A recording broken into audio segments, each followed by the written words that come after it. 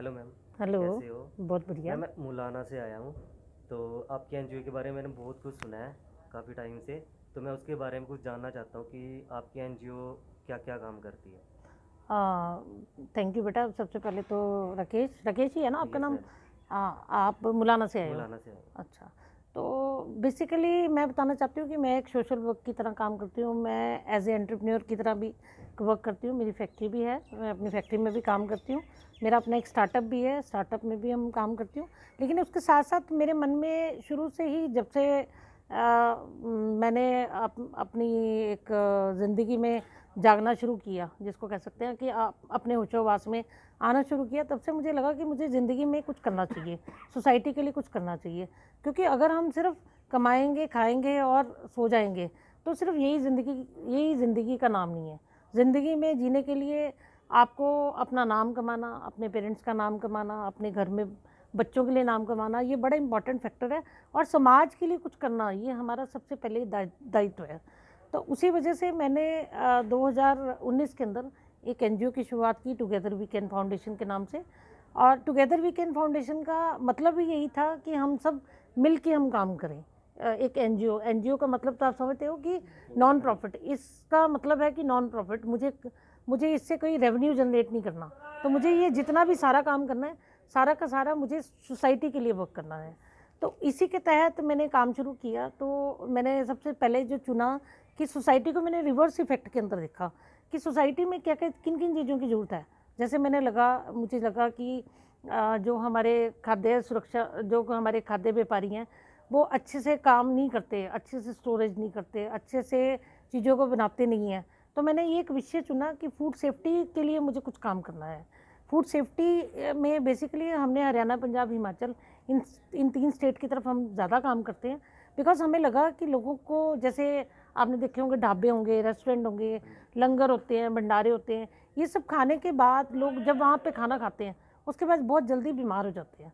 उसकी रीज़न क्या है? क्योंकि हम स्वच्छता से उन चीज़ों को बनाते नहीं हैं, उनका रख रखाव ठीक तरह से नहीं करते। तो हमें लगा कि हमने लोगों को इस टाइप की कुछ अवेयरनेस दी, जो कि मुझे लगा कि हर व्यक्ति के लिए, हर बच्चे के लिए बहुत ज़्यादा ज़रूरी है।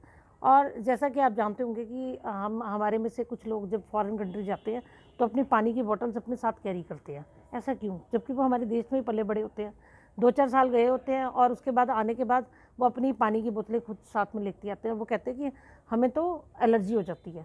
तो हम ये चाहते हैं कि हम यहीं पे इंडिया के अंदर ही उनको एक अंतर्राष्ट्रीय एक अनुभव करवाएं। उनको यहीं पे बैठ के कहें कि हमारी जितनी स्वास्थ्य का ध्यान इंटरनेशनली पे रखा जाता है, उतना ही हम इंडिया के अंदर रखें। तो मैंने इसी वजह से ये विषय का चुनाव किया कि फूड सेफ्टी, जिसको कहते हैं खाद्य सुरक्षा। अभी इसके तहत हम तरह तरह के हमारे माह भी आते हैं। जैसे सितंबर में पोषक माह, जैसे आपको पता होगा कि जैसे आप लोग गांव से बिलोंग करते हो, तो वहाँ पे जो लेडीज़ हैं, खाने पीने, इवन हमारे शहरों के अंदर भी खाने पीने में इतना ध्यान नहीं देती कि हमें क्या खाना चाहिए, क्या नहीं खाना चाहिए। और तकरीबन जो लेडीज़ हैं वो एनीमिक पेशेंट मानी जाती हैं, उनके अंदर खून की कमी मानी जाती है। और ऐसा क्यों? क्योंकि उनको पोषक तत्वों का एहसास ही नहीं होता, और जिसकी वजह से वो बीमार हो जाती हैं। अभी जैसे आपने पीछे 2 साल पहले हमारा कोरोना बहुत ज़्यादा आया, कोरोना का। और इसकी जो बेसिकली ये आपदा है, हम सब इसके शिकारी रहे। ऐसा क्यों रहे? क्योंकि बेसिकली हम लोगों की इम्यूनिटी सिस्टम ठीक नहीं है। लोग कहते हैं कि रोगों को लड़ने के लिए दवा चाहिए। हम कहते हैं कि आप रोगों से लड़ने के लिए अपनी करते हो आप, जैसे किसी को कपड़ा देना या किसी की खाने के लिए कोई खाना प्रोवाइड करवाना गरीब परिवार को, हाँ तो उनके लिए क्या क्या करते हो हाँ, आप? बेसिकली जैसे अभी हमने कुछ प्रोग्राम, कुछ चीज़ें तो हमें जो सरकार हमें प्रेषित करती है, हमें यहाँ डीएलएसआर है, ये सरकार हमें बताती है इस जगह पे जाके आप डोनेशन कर सकते हैं। क्योंकि आपने देखा होगा इस बार सर्दी भी बहुत पड़ी, तो वहाँ पे लोगों के पास इवन पूरी तरह से कपड़े भी नहीं थे। तो ब्लैंकेट्स और इस तरह की चीज़ें तो होनी बड़ी दूर की बात थी। बच्चों के पास नमस्कार जी। मैं भी मैम एक गांव से आया हूँ, बरवाला मेरा गांव पड़ता है। अच्छा, ये वाला से आए हो? हाँ जी। ओके। तो ये जी। तो दरअसल आपने जैसे कि बताया कि आप इंसानों के लिए करते हो, जैसे कि गरीबों में बांट देते हो, हर एक चीज़ की पर प्रोवाइड करवाते हो सुविधा। चलो ये तो एक इंसानियत के लिए तो हर कोई करता है। अब जैसे जानवर हो गए, तो जानवर के लिए आप कैसे करते हो और क्या करते हो? हाँ, जानवर के ऊपर भी हमारी एनजीओ वर्किंग करती है, लेकिन हमारे पास अभी जगह की कमी होने की वजह से हम उनको अपने पास रख नहीं सकते। लेकिन हम ये मुहैया कराने की कोशिश करते हैं, जहाँ पे जो जानवर हो वहाँ पे जो भी फैसिलिटी हम प्रोवाइड कर सकते हैं वहाँ पे हम प्रोवाइड करने की कोशिश करते हैं, क्यों बिकॉज़ हमारी एनजीओ के पास अभी अपनी जगह नहीं ली हुई हमने, और जल्दी ही हम अपनी जगह ले लेंगे एक एनजीओ की, जिसमें हम ये सारे कार्यक्रम करेंगे। जैसे अभी आपने पिछले दिनों देखा होगा 4-5 महीने पे ओलंपी वायरस बहुत ज़्यादा फैला हुआ था। तो ओलंपी वायरस के अंदर उनके जख्म हो जाते थे बहुत बड़े बड़े, और उसमें कीड़े पड़ने शुरू हो जाते थे, और उसी वजह से आपने देखा होगा कि आप बरवाला की तरफ से आए हैं तो उधर कई जानवर की बहुत ज़्यादा मृत्यु भी हुई, मृत्यु दर बहुत ज़्यादा बढ़ गई थी। तो उस टाइम पे हमने उनकी शक्तिवर्धक, जैसे मैंने कहा कि इंसानों के अंदर शक्ति बढ़ाने के लिए इम्यूनिटी बूस्टिंग की जब हम बात करते हैं, तो उस टाइम पे हमने शक्तिवर्धक लिक्विड्स बनाए, जिसको हमने उन जानवरों को दिए ताकि उनके अंदर की इम्यूनिटी सिस्टम उनकी स्ट्रांग हो, ताकि वो बच सके अपने रोगों से। अगर आप देखो मोर और लेस जो इंसान है और जो जानवर है, इनकी संरचना ऑलमोस्ट सेम सी है। तो जैसे इम्यूनिटी हम लोगों की डाउन होती है वैसे ही उनकी डाउन होती है। और उस टाइम पे हमने स्प्रे, एक हर्बल स्प्रे हम बनाते हैं, तो हर्बल स्प्रे हम बांटते भी हैं। जैसे कोई हमें किसी जगह पे कोई कुत्ता मिल गया, उस कुत्ते का पैर कहीं आ गया, उसकी वजह से जख्म हो गया, तो जख्म में क्या होता है, जख्म गहरा क्यों हो जाता है, जब वो जख्म के अंदर कीड़े पड़ने शुरू हो जाते हैं तब वो जख्म गहरा हो जाता है। अगर उस जगह पे हम कोई मक्खी मच्छर ना बैठने दें, तो वो ना बैठने दें, उसका एक ही इलाज है, या तो उसके ऊपर पट्टी कर दें। लेकिन जख्म क्या है कि अगर पट्टी बंधी रहेगी तो ठीक नहीं रहेगी, तो उस वजह से हम स्प्रे का उपयोग करते हैं। तो हमने स्प्रे का काफ़ी ज़्यादा हमने लोगों को डोनेट किए।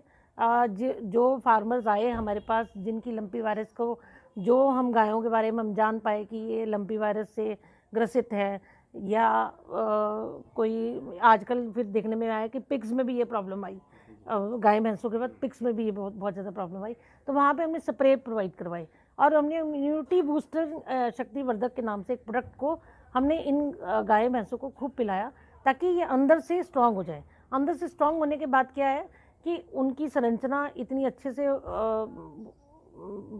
सुदृढ़ हो जाएगी कि ताकि उसके बाद किसी तरह की उनको कोई प्रॉब्लम नहीं आएगी। तो इस तरह से हमने काफ़ी बचाव किए। और बाकी हम बच्चों को शिक्षा देते हैं कि इनको पत्थर मत मारो, कंकड़ मत मारो। अगर आपको कोई तंग नहीं कर रहा, कोई जंतु का तंग नहीं कर रहा, तो उनको मत तंग करो, ठीक है। अगर उनको कहीं हम कोई शेल्टर देने का प्रयास कर सकते हैं तो उनको शेल्टर देने का प्रयास करते हैं। तो जगह ना। मैम, ये मेरा छोटा भाई है, जैसे कि ये पढ़ चुके हैं अब, तो इसको एक नौकरी की तलाश है, तो कहीं पे, क्योंकि अब देखा जा रहा है कि कहीं भी प्राइवेट सेक्टर में नौकरी करना बहुत ही मुश्किल है, आज के टाइम में नौकरी मिल नहीं पा रही बच्चों को। तो ऐसे ही बहुत सारे बच्चे हैं जो ऐसे फ्री घूमते हैं स्टडी करके, बहुत हाई फाई स्टडी करके ऐसे फ्री घूमते हैं। तो इन बच्चों के लिए है आपकी एनजीओ में कुछ की, ताकि इन बच्चों को आगे जाके नौकरी प्रोवाइड हो सके या नौकरी मिल सके? हाँ, बहुत अच्छा क्वेश्चन किया आपने। एम्प्लॉयमेंट तो वाकई रोज़गार एक बहुत बड़ी समस्या है हमारे सोसाइटी के लिए। तो बेसिकली ये जैसे जो बच्चे पढ़े हुए हैं, तो सबसे पहले हम ये चाहते हैं कि इनके अंदर एक कोई स्किल डेवलपमेंट हो, कोई ना कोई स्किल ज़रूर हो। और जैसा आपने कहा कि सरकार कितने लोगों को दे देगी, रोज़गार दे देगी। आप पुराने समय से भी देखते आ रहे हो, पुराने समय से भी कोई सारी दुनिया ही सरकारी नौकरी पे नहीं लगी, उसके साथ साथ किसी की दुकान है, किसी का व्यापार है, इस तरह के कामों से साथ जुड़ी हुई है। तो हमारा प्रयत्न रहता है कि हम नौकरी तो ज़रूर तलाशो, सबसे पहले आप अपने अंदर की स्किल डेवलपमेंट करो।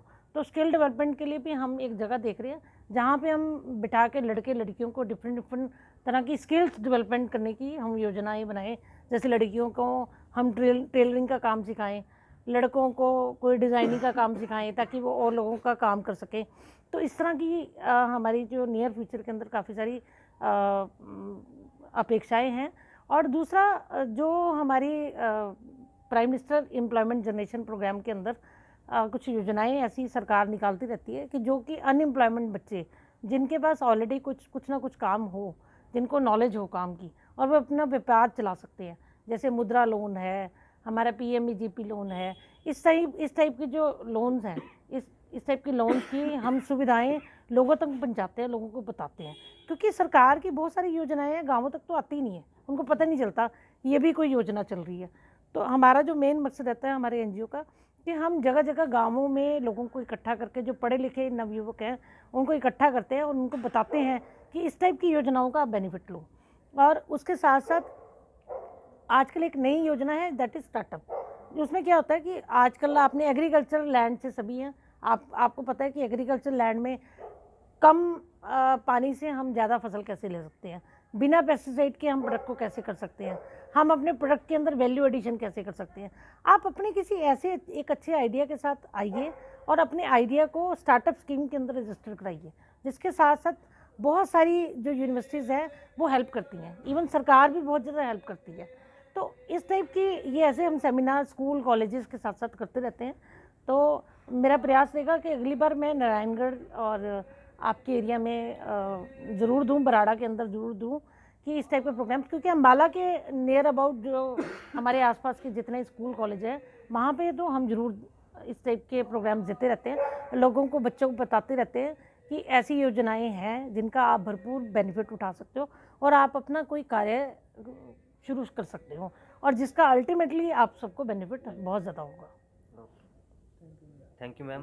वेलकम। एनजीओ के बारे में बहुत सुना था, आपसे मिलके भी बहुत खुशी हुई। तो चलिए, नहीं, मुझे भी बहुत अच्छा लगा। तो आप चलते हैं हम एनजीओ की तरफ। आप एक एक कप चाय हो जाए, आप लोग इतनी दूर से आए हैं तो आइए, हम अपने एनजीओ के ऑफिस में